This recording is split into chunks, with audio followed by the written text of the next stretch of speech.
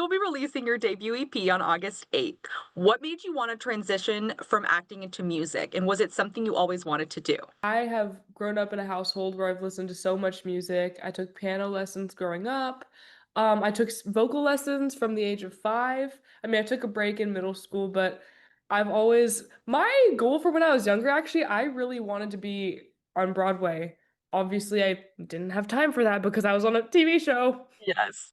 But I really wanted to do that, and I was really into, like, Annie and Matilda, so I really wanted to sing and perform live growing up, not necessarily writing my own music, and then in the past few years while I've been in high school, I joined the music program, and I just figured that I love writing so much, and I keep a journal with me usually at all times. I'm really big on reading too. I feel like I pull a lot of inspiration from reading and little quotes that I read. Yeah. I'm always up in my notes app writing things. So I feel like it's more of a new discovery writing music. And I haven't even been recording for like I haven't been recording like I've been recording music for less than a year. Like it's been a new Wow. journey like recording versus writing.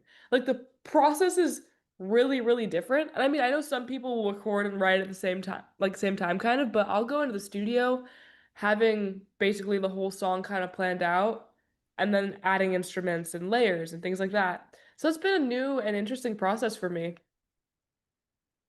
What made you decide to release music under a stage name? And why did you choose Francis Anderson? Francis is my middle name, and it was named after a family friend. I feel like my music gives off like nostalgic vibes, or I'm a very nostalgic person overall, so having it named after an old family friend of my parents, I really like that. I also, it's a little bit shorter than Aubrey Anderson-Emmons, so there's that one too. But yeah, I think I just wanted like a little I wouldn't say that Frances Anderson is like a really an alter ego. I mean, she feels a little bit different. She feels a little bit younger than me considering all this music that I've written about was stuff from my childhood, things from high school, and I graduated high school early this year. So it feels like she's a little bit younger than me and she'll grow up like she'll grow up beside me. Like she's like a year younger than me. That kind of brings me to my next question. Mhm. Under your Spotify description, you said through your music you are giving off childhood nostalgic feel that is true to how and who I grew up with, saying that your face is known to many, yet I am not known at all. What do you want people to know about you? And do you feel that there are any misconceptions about you? I love that you just reminded me of the Spotify description thing that I had to write. But I was like, "Ooh, I Great, said by the that?" way. Yeah. It's amazing. Yeah. What do I want people to know about me? I mean, I think I just want people to enjoy my presence and enjoy my music. I mean, if they don't, great too, and they can unfollow me. But like, I just hope that I try to be as authentic as I can on social media. I like posting little photo dumps or doing little get ready with me's and talking to cameras and just posting songs that I like to learn and things like that. I hope I just give people little pockets of joy, you know what I mean? And throughout their day, and also that they can enjoy the music if they like the type of things that I make. That's all I can hope for. You released your first single, Telephones in Traffic, and just recently dropped a second song, Don't Forget Me. What can you tell us about your indie folk sound and the meaning behind your two singles and your debut album as a whole? What can I say about my okay, let me like separate it like Yeah. about my indie folk sound. Okay, so I feel like I grew up listening or like throughout high school and middle school, I grew up listening to a lot of indie music like Clairo or The Neighborhood or things like that. You know what I Yeah. mean? Or The Yeah. Cure, things like that. But when it comes to like the folky side, I one of my best friends in high school actually, did I say no, I saw her, like, last weekend, and we all went to a show together. She's, like, a mandolinist, like, folk artist through and through. So That's I feel like awesome. that definitely affected my playing, and in high school, I played in my music band like, I played in, like, my music class, and it's very, like, contemporary, and we're allowed to play whatever we want, but we do get assigned in bands, and she was a part of my band. So I think that definitely affected that for sure. And I like Sierra Farrell, she's great. Um I'm trying to think of folk artists. Oh my God, I listened to so much Hosier growing up too. That most definitely I feel like the little bit of folkiness that I have per se, if you could say folk at all, it would come from that kind of stuff. I love it. I love it. And what can you tell us about, like, the meaning behind your singles and your album, like the lyrics? Because they Oh, said yeah. you got into You and I songwriting. didn't answer the second part of the question. All Anyways, good. It was a okay. lot at one time. Um, those 2 songs, they're both kinda sad, but so Telephones and Traffic that I released first, I wrote the lyrics for that, and my friend Henry wrote the guitar. He was also in my music class in high school. Um, that song is about a family member who left me and moved out of state when I was 13. Like, and it was a very big transition for me at the time because I would say I was part-time living with it.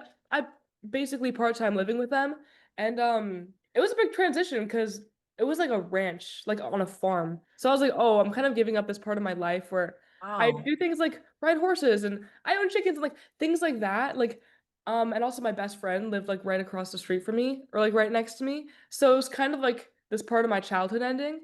So that's what I wrote that song about.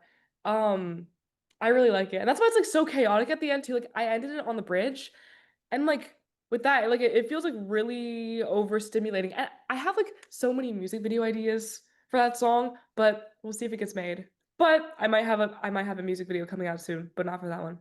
Anyways, I don't know if I'm Well, allowed to say that, actually, we'll see. no, that's perfect because it brings me to my next question. So, you appeared to drop a little tease for a "Don't Forget Me" music video that featured a clip of you slow dancing with a woman. Is there gonna be a music video? If there is, what can you tell us about the music video or just making a music video in general? My song "Don't Forget Me," yeah, I had that video of me dancing with a woman. That was honestly content shots, but there may be dancing involved and there may be a music video involved with "Don't Forget Me." You guys will have to just wait and see. I may or may not have filmed it last week, like, I don't know. Oh, I love it. I love it. But We can't wait to it see it. it was really fun to do, and I collaborated with one of my friends, actually from theater camp. It was Love it. really fun, yeah. We saw you, like I said, everyone saw you growing up on television for The World of Modern Family, and you're doing all this stuff in the back, so we're kind of getting to know what was going on behind the scenes in your life in a way. For sure, and, an interesting thing, like, you're talking about, like, oh, like, what was happening behind the scenes, and I got asked I was in a meeting with a record label the other day, and they asked me, they were like, "Have you, like, written about your experience on Modern Family or, like, written a song about it, like, or anything at all about being in show business?" And I was like, "No, I haven't." Like, and I might. It might happen one day, and I feel like that would probably kind of blow up a little bit if I did, but yeah, it's definitely what happened behind the scenes. Like, for sure, like, really focusing on childhood and really, like, away from the LA Hollywood side of things. I definitely go there with my music. Last question. You kind of briefly touched on this a little bit, but who are some of your music icons and who is your dream collaborator? Like if you could collaborate with anyone, who would it be? Oh, that's such a hard question. Music icons? I Like don't who do know, you look up like, to? oh my god, I'm so bad at answering that question. Eh, Um, I don't know about who I look up to necessarily. I mean, if we're talking about musicians, my mom's a musician. I look up to my mom. I look up to people more who are in my day-to-day life than, like, necessarily TV icons or people that you Yeah. see on a screen, because I know that those, like, people put on a persona, and of course, people can be authentic within their music and who they are, like, online, but there's only so far that that can go, and I like to pull from personal experience, so the people in my day-to-day life are who inspire me the most, and when it comes to, like, dream collab, um, I feel like there'd be, like, a few where I'm like, "Oh, like, I definitely want this to happen."